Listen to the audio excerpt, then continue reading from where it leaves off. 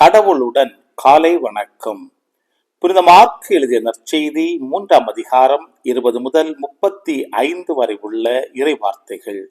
அக்காலத்தில் இயேசு வீட்டிற்குள் சென்றார். மீண்டும் மக்கள் கூட்டம் வந்து கூடியதால் அவர்கள் உணவு அருந்தவும் முடியவில்லை. அவருடைய உறவினர் இதை கேள்விப்பட்டு அவரை பிடித்து கொண்டு வரச் சென்றார்கள். ஏனெனில் அவர் மதிமயங்கி இருக்கிறார் என்று மக்கள் பேசிக்கொண்டனர். மேலும் எருசலேமிலிருந்து வந்திருந்த மறைநூல் அறிஞர் இவனை பெயர்சபூல் பிடித்திருக்கிறது என்றும் பேய்களின் தலைவனை கொண்டே இவன் பேய்களை ஓட்டுகிறான் என்றும் சொல்லிக் கொண்டிருந்தனர். ஆகவே அவர் அவர்களை தம்மிடம் வரவழைத்து அவர்களுக்கு உவமைகள் வாயிலாக கூறியது: சாத்தான் சாத்தானை எப்படி ஓட்ட முடியும்? தனக்கு எதிராக தானே பிளவுபடும் எந்த அரசும் நிலைத்து நிற்க முடியாது. தனக்கு எதிராக தானே பிளவுபடும் எந்த வீடும் நிலைத்து நிற்க முடியாது. சாத்தான் தன்னையே எதிர்த்து நின்று பிளவுபட்டு போனால் அவன் நிலைத்து நிற்க முடியாது. அதுவே அவனது அழிவு. முதலில் வலியவரை கட்டினாலன்றி அவ்வலியவருடைய வீட்டிற்குள் நுழைந்து அவருடைய பொருள்களை எவராலும் கொள்ளையிட முடியாது.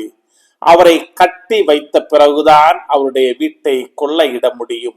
உறுதியாக உங்களுக்கு சொல்லுகிறேன், தூய ஆவியாரை படித்து உரைப்பவர் எவரும் எக்காலத்திலும் மன்னிப்பு பெறார். அவர் என்றென்றும் தீராத பாவத்திற்கு ஆளாவார். ஆனால் மக்களுடைய மற்ற பாவங்கள், அவர்கள் கூறும் பழித்துரைகள் அனைத்தும் அவர்களுக்கு மன்னிக்கப்படும். இவனை தீய ஆவி பிடித்திருக்கிறது என்று தம்மை பற்றி அவர்கள் சொல்லி வந்ததால் இயேசு இவ்வாறு கூறினார்.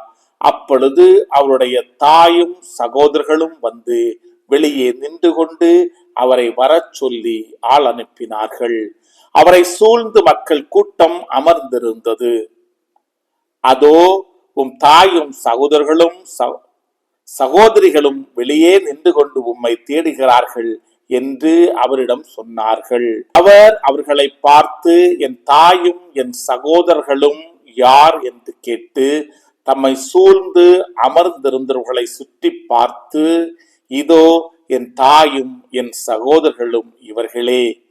கடவுளின் திருவுளத்தை நிறைவேற்றுபவரே என் சகோதரனும் சகோதரியும் தாயும் ஆவார் என்றார்.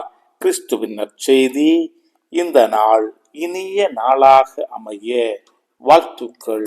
பல பல புதுமைகள் பெருமைகள் இனிமைகள் இறங்கிய நல்ல நாள், ஒரு நல்ல நாள், நம் தேவன் தந்த நாள். இது நல்ல நாள், ஒரு நல்ல நாள், நம் தேவன் தந்த நாள்.